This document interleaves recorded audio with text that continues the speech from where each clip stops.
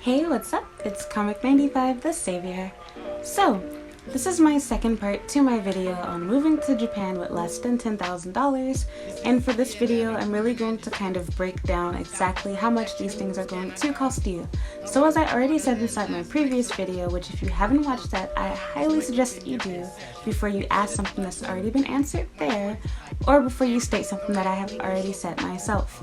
So obviously, use your brain. This is not the greatest advice. I'm simply telling you what you can do. I do not by any means recommend coming to Japan with anything less than $10,000. $10,000 is not a lot of money, although it does seem like it, especially if you are poor, if you are a student, and depending on what country you come from. Keep in mind when I say $10,000, I'm referring to US dollars. I have no idea how euros and everything else works, and I kind of don't really care. So, with that said and done, I'm speaking from terms that make more sense to me. YouTube is an American company. I'm American. Sorry, you're gonna have to do the math, figure out what that means for you. Long story short, yeah, I'm gonna get right into it. So, the very first thing that you obviously need is going to be your flight. I literally have my computer right here next to me. I typed down like everything that I could find for you. And of course, obviously prices will fluctuate. The value of the dollar versus the yen will also change. So this is simply an estimate. For example, I actually paid a little bit less than this for my flight. But as of today, the cheapest flight I was able to find is $495. This is a one-way ticket. So you need $495 to get yourself here to Tokyo. That's how much it costs. I did the calculations going from Chicago to Japan, but when I actually came here, I paid about, I think, $470 or $475. I did not have a direct flight per se. It was a stop, I believe. So I went from O'Hare Airport to LAX. I spent the night there, and then I went from LAX to Haneda Airport. Most people go to Narita. I highly recommend that you do that too. Do not go to Haneda Airport. It's closer, but I feel like it's easier to navigate through Narita Airport if you do not speak Japanese. I know someone's, well, you left Haneda, whatever, don't listen to her. Okay, that's nice, ho. I'm giving advice for my own personal self, what I would personally recommend. And while your experience might have been good, for others that wasn't the case. And if you've already been here before, I don't know why the hell you're watching my video anyway. So hush.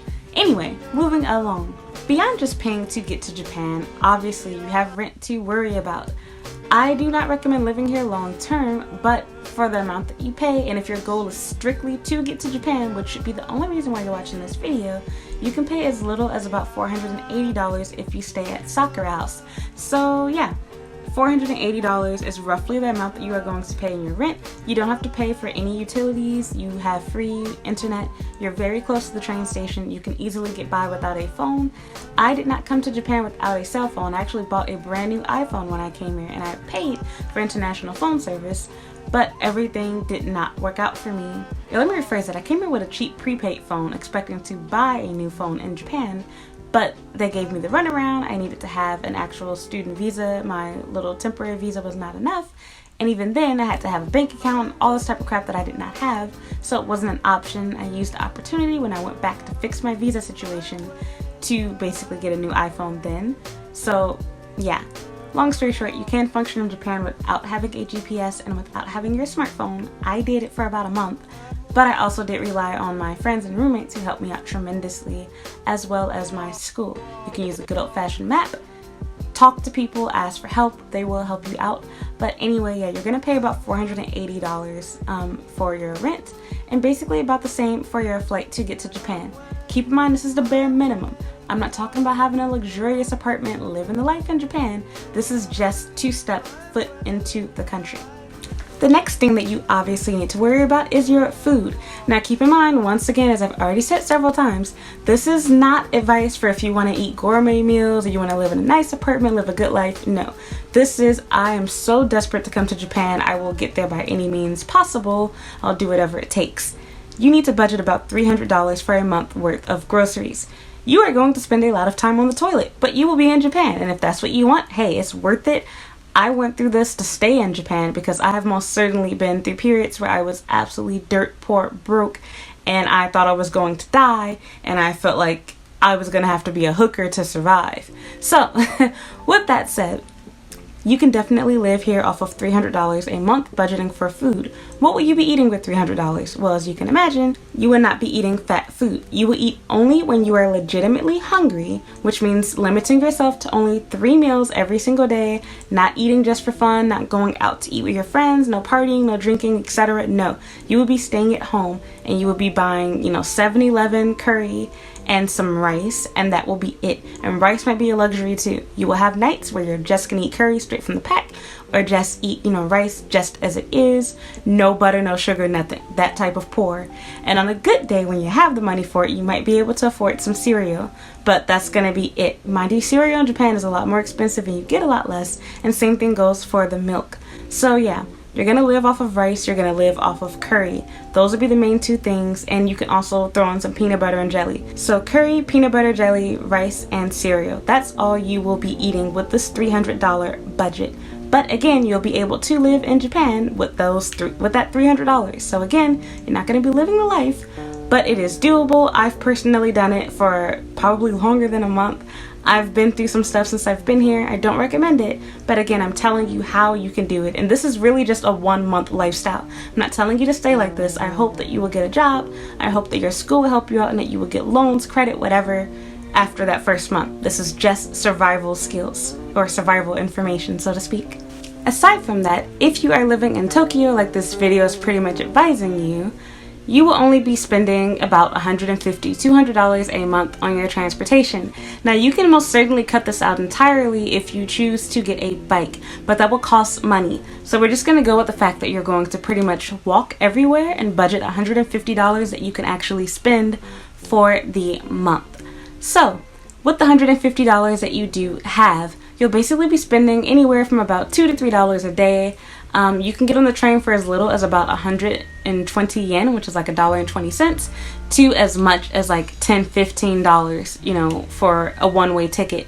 So in general, you're going to probably spend about 300 yen or 200 yen every day getting on the train. Again, you can save more if you choose to walk. For example, when I had times where I had practically no money, I used to walk from Sakura House to Lakeland University, especially towards the end of my little endeavors, or whatever you want to call it there. So that is an option for you. And again, this is not something that is doable for an entire year. So don't think, oh my God, I can live in Japan with $200. No, you cannot. This is hell. But again, you can do it for a month. It most certainly is possible, and more than likely people will help you out, give you money along the way, especially if you are nice, you make connections, get to know people, make some new friends while you are here, which you most certainly will do if you take my advice and you choose to live in a share house. A lot of you guys are like, oh my God, I'm on my own space, I don't want to be around people. That's exactly how I was, but trust me, being around people, especially when you're broke, is extremely helpful because they will give you their hand-me-down stuff, they'll feel sorry for you, give you food, give you money, especially when they're on their way out the door. And a lot of people that are on their way out the door tend to have money. That's why they're traveling and doing stuff like this in the first place. Not everybody that comes to Japan has their mind set on staying here like how you probably do. For them, Japan is just something fun. They wanted to experience it, and they're gonna go home. They don't plan to stay here. They will give you their extra yen coins or whatever they have left over. You most certainly will need it. As I said before, I went through periods where I was literally like penny pinching. I literally had a jar full of pennies and 10 and 5 yen coins, and I went through all of it. I embarrassingly had to, disperse them at different convenience stores and use them wherever I could. And I did what I had to do. I spent a lot of time just eating croissants, curry, and that was it. And mind you, croissants are more like eating white bread here because they sell them at convenience stores for like $1. So anyway, even if you choose not to stay at Sakura House, this is why it's very important that you do choose a share house and you do choose a place that is very cheap, affordable, and preferably on a very how can I put it, convenient train line, so to speak, because even when you do take the train, it won't cost you a lot of money, and when you can't take the train, you're close enough to technically walk, ride a bike, borrow a bike, do whatever you have to do. Keep in mind that in Japan, bikes are treated more like cars. They are registered, so you want to be very careful. You don't want to hit anyone, make any mistakes, have your bike get stolen. It's a very big deal here, so you might find that it's easier to just walk like how I do. I personally never learned how to ride a bike, so I have never ridden a bike in Japan yet, but I plan to. It's one of my goals before I turn 30, but we're not talking about me right now. Let's get back onto saving money and coming to Japan with less than $10,000. The next thing that you want to keep in mind is obviously cheapest way possible. You can take the train from the airport. You'll take a limousine bus that you can take to get to Shinjuku Station. You can pay as much as about $30 to $40, but the cheapest way possible is to spend about $11 US to do this. I don't personally like this method because I don't like being on crowded trains, especially not with luggage. But again, cheapest, easiest way possible, you most certainly can get to your accommodation at Sakura House with about $11. You can push it up to 20, make it 30, whatever, depending on how you choose to get here. And also, of course, if you choose to have your luggage shipped with Yamato, you might want to tag on an extra $20 to $40 for one suitcase if that's what you are bringing with you and you don't want to take that on the train, which is what I would recommend doing. But again, we're talking about the cheapest, easiest way possible, not necessarily the best choice for you. Now again, once again, keep in mind, you can get on the train with this stuff. I'm just saying that I personally don't like it. There are no rules keeping you from doing so. It's just that it's inconvenient, it's rude, and the trains here are super packed and crowded. And if you're new navigating around, you can't read, speak, write, whatever Japanese, the last thing you want is to be wandering around like, oh my god, I don't know where I'm going. Oh my god, I have a suitcase that's as big as me. I'm in everyone's way. It's nerve-wracking, and I'm so grateful that I never had to experience that. I personally arranged a taxi. When I got here, I spent a lot of money. I spent about $400, maybe $200-300 or whatever, arranging that taxi. I want to say it was like $400 in total by the time I paid for everything. I don't recommend this for normal people, but for me, I have anxiety, and it was worth it to have peace of mind knowing I was going to get to the right place and that I had not only a Japanese person, but a bilingual Japanese person, a group of bilingual Japanese people that were going to hold my bags, help me exchange my money, and take me to my accommodation. I had the best experience ever with them, and I would do a separate review video on them, but I used a company called Japan Taxi, if I recall. If I can remember, I'll link it down below. If I forget to link it, please just leave a comment and I will send it to you. But I highly recommend that company. I had a great experience with them and I used them twice. So, off of that, that pretty much wraps up everything. So we talked about your rent, which is like $480, your flight, which is basically about the same as well, your food, you're going to spend about $300 a month, and you're going to budget about $150 a month for your transportation. That puts you at about $1,400 US, so it's over $1,000, but again, less than $10,000, less than $2,000. That is how much you absolutely need to survive for your first month here. Now, once you get into all the little specific stuff like getting your passport, getting pocket Wi-Fi, etc., those are things that you may or may not actually need. If you already have a passport, for example, that's not an expense. You can save $145. If you have an international mobile plan, you do not need to spend the $60 a month for the pocket Wi-Fi. I do recommend having it, but again, we're talking about cheapest way possible and going with the bare minimum, just the things that you absolutely must pay for. I accidentally made it an entire month here basically without it, and even when I tried to buy another pocket Wi-Fi, it didn't work for the device that I had. I tried to buy a SIM card because I really wanted a cell phone. I wanted to be able to use data and not have to carry an extra device, because the problem with pocket Wi-Fi is you're going to need an additional pocket charger, basically portable rechargeable battery, so that you can keep that device charged depending on how long you plan to be out throughout the day. So yeah, I guess that's pretty much that.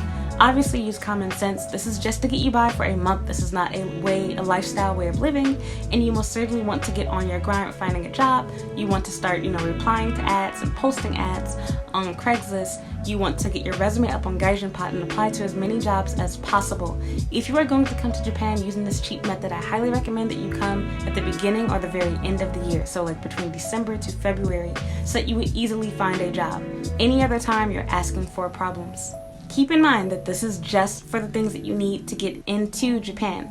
I'm not adding in all the little, specific requirements for you obtaining your visa, etc. This is literally just to get by. If you're coming here on a work visa, then you can technically do this for even less money, because you can always ask your company for a pay advance, and beyond asking your company for a pay advance, they will oftentimes pay for your flight, and they might even pay for your accommodation or pay for a lot of it. It can be used as a tax write-off. Also keep in mind that if you are employed, you work at any company, even if it is part-time, they will cover your transportation costs. So if your job, happens to be, past your school or whatever, or on your way there, Well, now you can probably get a monthly pass or whatever, save yourself some money, use the same ticket that your company is paying for. Now they're technically paying for your train fare for school too, even although they didn't really mean to. It just so happens to be that your school is 2 stops before your job. So keep that in mind, whether you work part-time, full-time, whether you're a teacher, you work an IT job, you work at 7-Eleven, retail, McDonald's, Hooters, wherever you end up working, it all works out for you. You end up saving money that way. It's not super hard to get a job, especially if you're a native speaker. And even if you're not a native speaker, if you can speak Japanese, you can easily get a job at a retail place. You don't need a high level of spoken Japanese. You only need to be at about an N4 level, no higher than N3 to work retail, but generally it's about N4. And there's not normally a formal certificate required. They will just talk to you, test you, basically speak to you in Japanese during your interview.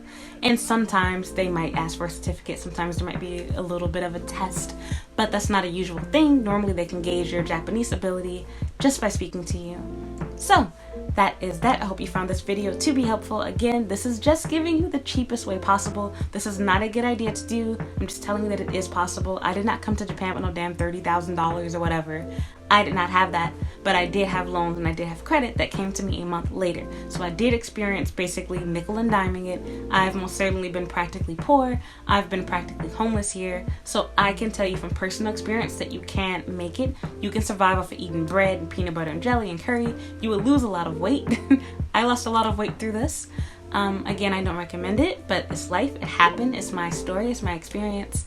And yeah, I understand. I know how it is. I know what it's like to be you. I know how desperately you want to come to Japan. And I won't even say it's really a bad idea. You only have one life to live. Your time is limited. Do what you have to do. What you're doing, I hope, is totally legal. As long as you're not harming yourself, you're not putting yourself at risk for something, then I say go for it. It's okay, to quit things, to change your mind, to chase after your dreams. Do what you have to do to get here. It's okay. But I will say that if you have the ability to wait, you have more money on the way, I would recommend that you wait and that you not blindly come over here. You might think that you love Japan and you end up not liking it, but it's okay. Take chances. I know I'm speaking out of both sides of my mouth, but I'm just saying, don't be afraid to come here because you don't have everything together perfectly. It can come together. But at the same time, you don't want to miss out on opportunities in your home country because you were so impatient and you wanted to come here so quickly. I was personally very lucky that things worked out well for me in the end, but that might not necessarily be your story. I've been through hell and I fought to stay here. And I hope that you do the same thing too. You might have to go through the same experiences that I do. Not everybody's willing to do what I did. As I said before in videos that I haven't even published yet, which I'm sorry, you're gonna get these videos out of order. I literally broke my back. I broke my back. I had pneumonia. I had strep throat. I've had everything bad you could possibly think of has happened to me. And I chose to stay here. And I've been sick multiple times. I've had no support system. And yeah, I had to learn a lot. I had to learn a lot of Japanese too. And there were a lot of struggles and problems along the way, both financially, emotionally. I felt suicidal. I wanted to kill myself. I had bad relationships. I've had bad work environments. I've had bad friends. I've had the crap embarrassed out of me. I've had Japanese people go off on me. And I'm a sensitive person. I don't like this type of stuff. I hate confrontation. But life happens. So anyway, this isn't supposed to be some type of motivational pep talk. I'm just telling you guys, go after what you want. Take chances. I'm telling you that it is possible to get here without having money. You don't have to save to come here. Should you do it? Yes. If you're smart, you will and you would. But can you do otherwise? Yeah, you most certainly can. But keep in mind, in order for you to get here and actually stay here, you do have to do a lot of work. You're going to have to get on it right away and start looking for a job. You cannot wait until you run out of funds or you will be homeless, you will get deported, and you will regret your decision to come to Japan. So that is that. My voice is really hoarse. I've been talking all day. I just finished working.